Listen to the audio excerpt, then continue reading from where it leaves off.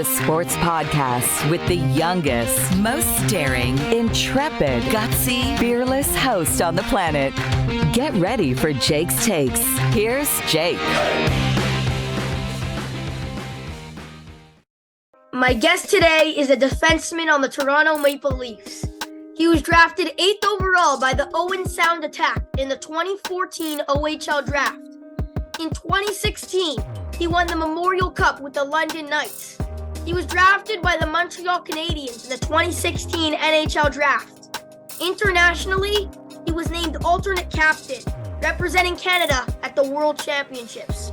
It's my absolute honor to welcome to Jake's Takes, Leafs defenseman Victor Mete.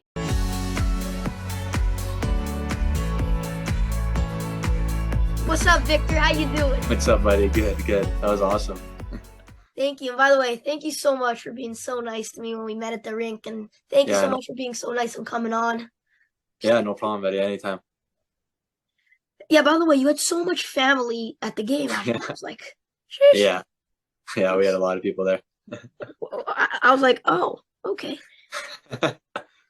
So before we talk some hockey, I got to ask you how you're feeling. I know you got injured last week, but it's nothing serious, is it? Nothing serious. Probably a couple more weeks, and hopefully I'll be back. Thank God. All right. Yeah. By the way, what really sucked about the injury is you were playing some stellar hockey. You were fitting in beautifully. Thank you very much. I appreciate that. Yeah, the timing was just unfortunate. Yeah. Anyway, so over a month ago, this Leafs team went through a nightmare West Coast road trip. And to make matters worse, Muzzin got injured, Brody got injured, Riley got injured. Leafs fans were hitting the panic button, but somehow since then, they're now the third best team in the league, playing some really good hockey. Like, what the heck happened? I think guys just stepped up. Obviously, when you lose important pieces to the team, everyone kind of needs to play a little bit better and step up.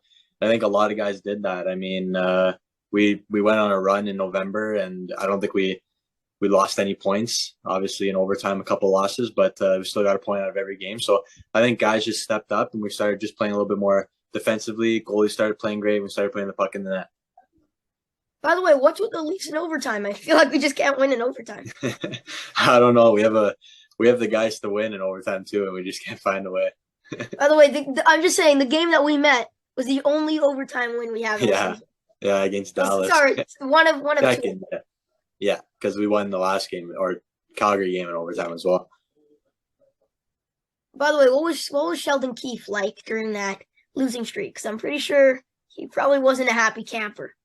He wasn't too happy, but at the same time, he was still being positive. Like, there wasn't a time when he didn't really believe in us, so he kept on telling us like what we kind of have to do and to kind of stay to our game and stick to what we're good at as a team.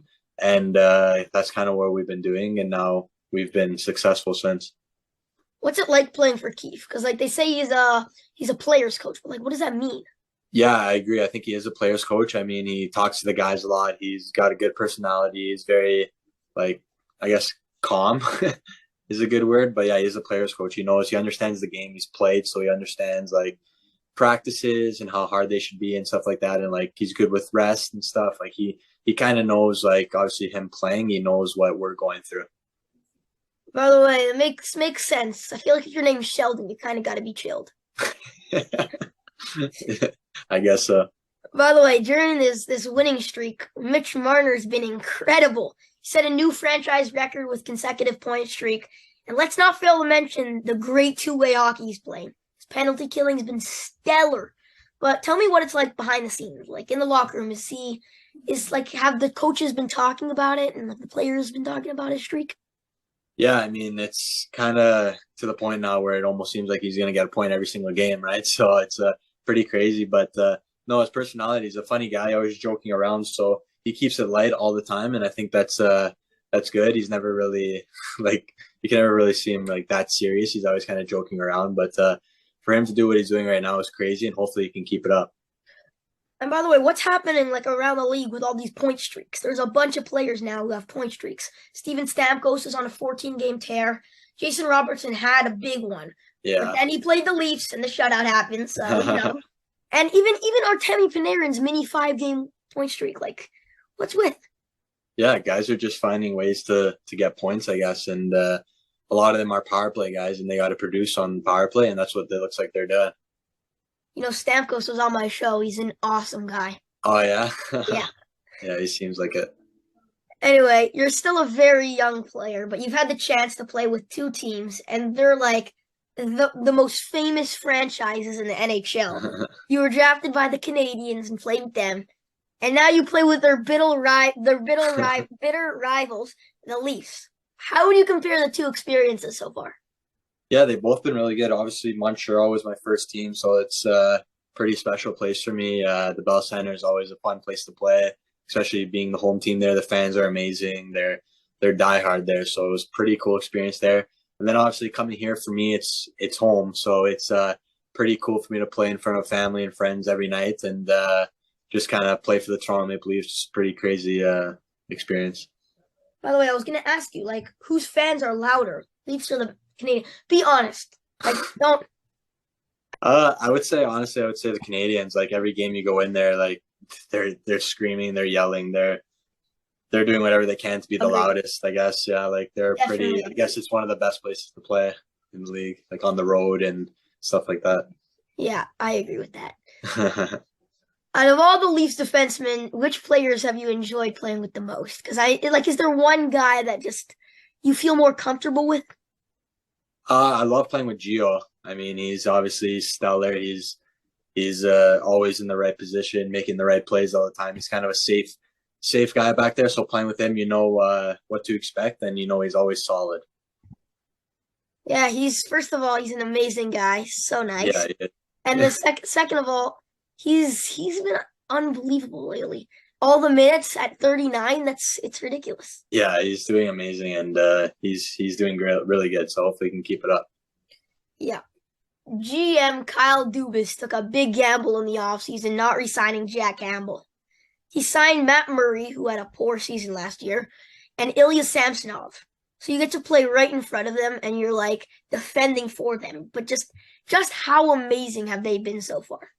Yeah, they've been really good. Obviously, Murr, I knew a little bit coming from Ottawa. I knew what he was about, and obviously him winning 2 cups with the Penguins at such a young age, you kind of know what he has in him.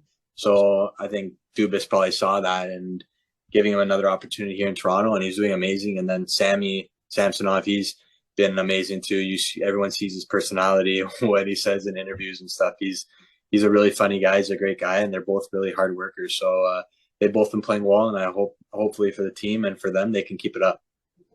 I went to the game last night, and I know it's against the Ducks, but Samsonov played unbelievable, especially in the first period. They had like 10 slot shots, and he just played so well. Yeah, he was really good. Anyway, here's the real question, Victor. Yeah. Be brutally honest. You haven't been here for all like the first round exits and everything. But do you think this group's good enough to it is good enough to like win the playoffs? Because I think it's a totally different game. And does the group believe they can do it? Yeah, I think everyone in the locker room believes that we can do it. We have the team to do it. We have the skill. We have the players in the room to do it. Personally, like I think playing against Toronto, like all my years, like they're always like a hard team to play against and stuff. So I think that we do have a chance to obviously make it past the first round, and I do think we have a chance to go all the way. Okay, so I want to talk to you about Willie Nylander for a second.